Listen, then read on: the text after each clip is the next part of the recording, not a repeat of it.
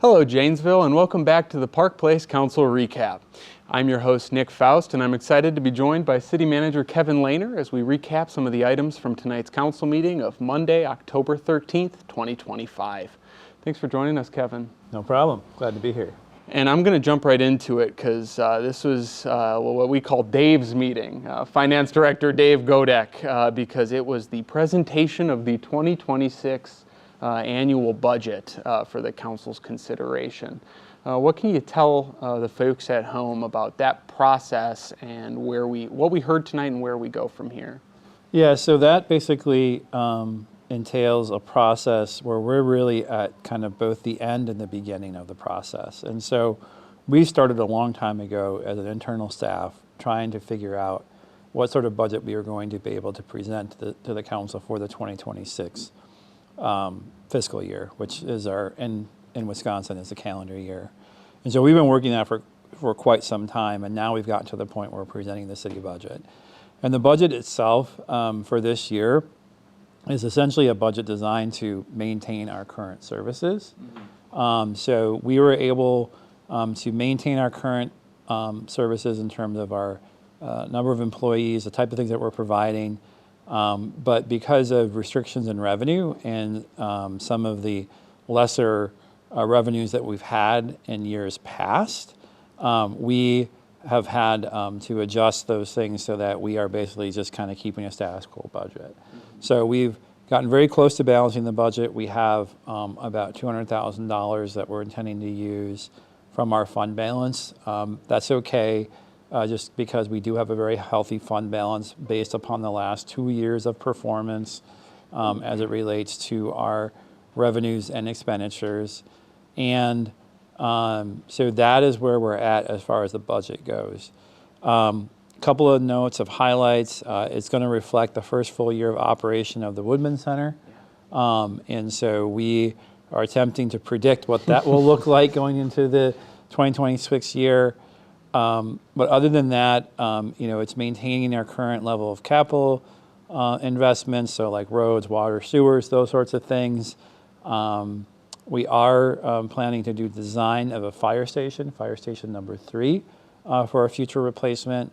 But those really, as it compares from 2025 to 2026, it's really a status quo budget as relates to things for the average resident. Yeah, and I mean, certainly great work, and appreciate the effort and time of city staff to get us to this point, because you mentioned, and folks at home might also be familiar with sort of this dance that we do every year, where, as you discussed, those restrictions at the state level and some of those things that curtail the city's ability to raise revenue at a rate that keeps up with inflation sort of forces staff in the council to work through ways to be creative and to maintain service levels in a way that probably gets harder and harder every year. Yeah, and like like a private companies have increases in expenses every year, whether it's wages, whether it's benefits, whether it's the price of their inputs for their products, whatever it might be. They have increases every year. What's different from the private sector is we have restrictions on the amount of revenue. So like a private company, if they have increases in their inputs, they simply raise their prices and pass that on to the consumer. We cannot do that as a local municipality in the state of Wisconsin. And in some respects, that keeps taxes low. And we also have been forced to innovate for years and years and years now. And so the types of things that we do, like partnering with townships to provide fire service and those sorts of things we've been doing in response to that to try to just simply provide a good level of service for our residents. And we've been doing a very good job of that. In Janesville in particular, we are received from the state a significantly less amount of shared revenue as compared to our peers. And so that formula is broken for the residents that live here in the city of Janesville. And then we are subject to the levy caps, which this year our amount of increase in levy was 1.63%. And so if you think about the consumer price index, it's been well over 3.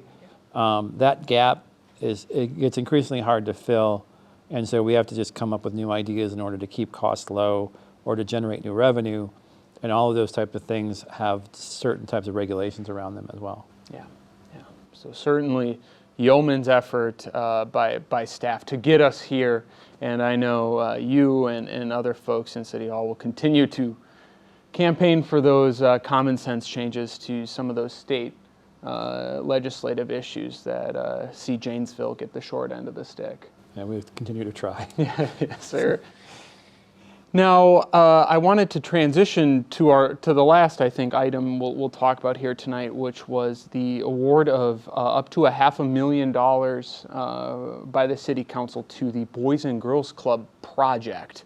That came on the agenda for this meeting, and I was wondering if you could tell viewers a little more about that and what was decided there.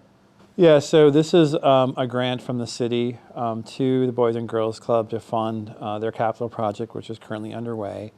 They've had significant costs related to that project. The City Council has chose to support it. So it'll be a new 35,000 square foot facility.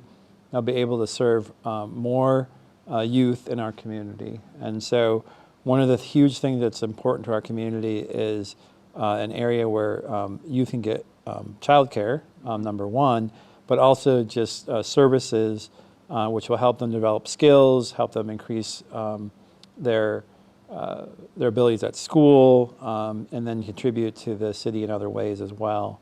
And so that was a priority of the City Council. And so the way we crafted the agreement is that we will be the last dollar in. It'll be based upon documented capital expenditures related specifically to the building.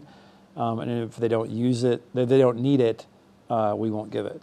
And so if they are able to raise revenues from other places, if there are additional private donations, then they won't be in need of the city funds. Okay. Yeah. So a way to support the project, but with some prudent measures that sort of safeguard that contribution and allow us as a city to get them to the finish line should they need it. Yep.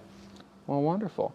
Well, Kevin, I appreciate you flying through what was a pretty budget-heavy meeting for us tonight, and I want to thank you, the viewers at home, for tuning in. I encourage you, if you're interested in learning more about any of the items we discussed tonight or anything else from the council agenda, to visit janesvillewi.gov/materials, where you can learn more. For the Park Place Council Recap, I'm Nick Faust. Thanks for tuning in, and we'll see you next time.